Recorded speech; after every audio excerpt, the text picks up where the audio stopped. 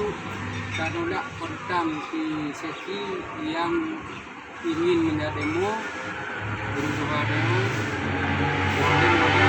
menahak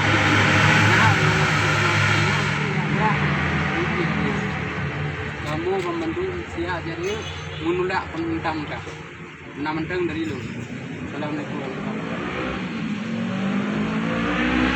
Assalamualaikum warahmatullahi wabarakatuh.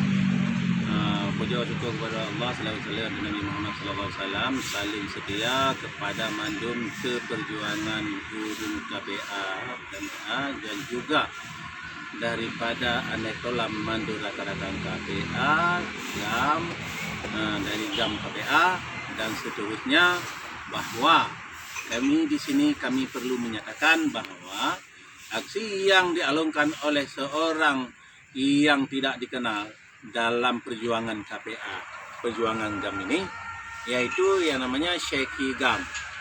Dia dari Jakarta mengalung-alungkan ingin memencat Wali Nangro Malima CS katanya, dan juga Muzakir Mana sebagai Panglima GAM katanya CF, dan juga yang lain-lain. Dia akan menyerukan seruan pada tanggal 26 nanti akan berdemo ke Banda Aceh.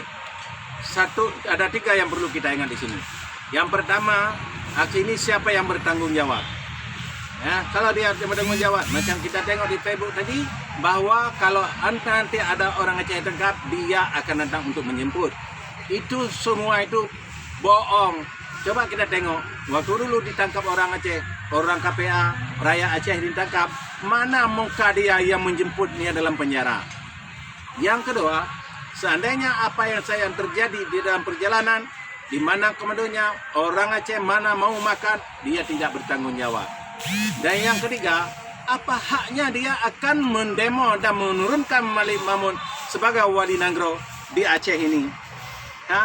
Yang kedua juga akan menurunkan Panglima kami Haji Muzakir Manaf. Jadi apa haknya dia di sini? Dia bukan orang KPA, dia bukan orang GAM, dia bukan orang perjuangan, dan juga dia tidak ada kena-mengena dengan perjuangan Aceh apapun. Maka kepada orang Aceh, jangan latah untuk mendengar himbauan-himbauan yang tidak bersumber. Demikian, dan juga kami dari pasukan Aceh Raya dan juga pasukan Gajah Keng, saya sudah perintahkan semua Gajah Keng untuk bersiap-siap seandainya apa saja yang terjadi. Begitu, terima kasih. Assalamualaikum warahmatullahi wabarakatuh. Waalaikumsalam.